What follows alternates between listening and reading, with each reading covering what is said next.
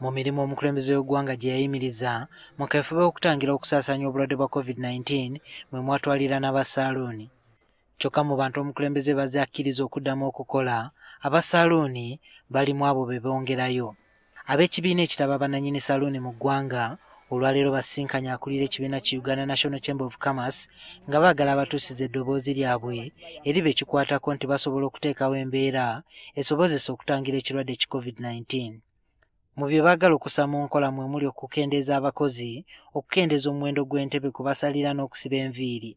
Client bw'amala okunaaba tumupime temperature, tumuteme body temperature, ayingire waba tayambadde face mask, tumuwe face mask yaffe, then tumuwe sanitizer, tumujeko details, amannya ge, amasimu ge.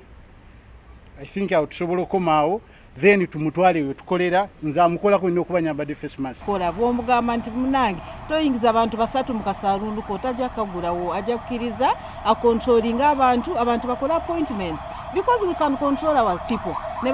Bano bagamba nti embeera mwe bali si nnungi kubanga babanjibwa ssente z'obupangisa mu bifo omuli saaluuni zaabwe, kyokka n'abantu be bakozesa bali bubi mu byenfuna. Rent, gavumenti tetuyambye, abantu batusaba rent, batuli mu evictinga.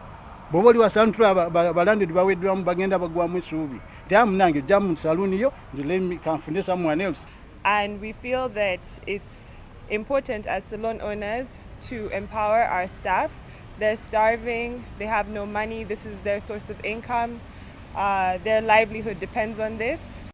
Olive Kigongo akulira Uganda National Chamber of Commerce agamba nti naye talaba nsonga lwaki abasaaluuni tebakola ate ng'ebifo ebirala ng'emmotoka z'olukale zaddamu okukola. Ono agamba nti ensonga z'abano wakuzituusa mu bekikwatako. Ndaba baziyitawo obala abantu abalimu. Lwaki wa saaluuni entebe nga bwakugambye? Entebe zibadde 10 nalekawo 4. Social distancing ebeerawo. Kiki ekimugaana? Owa tax basooka ku social distancing. Lwaki wa saaluuni ta social distancing?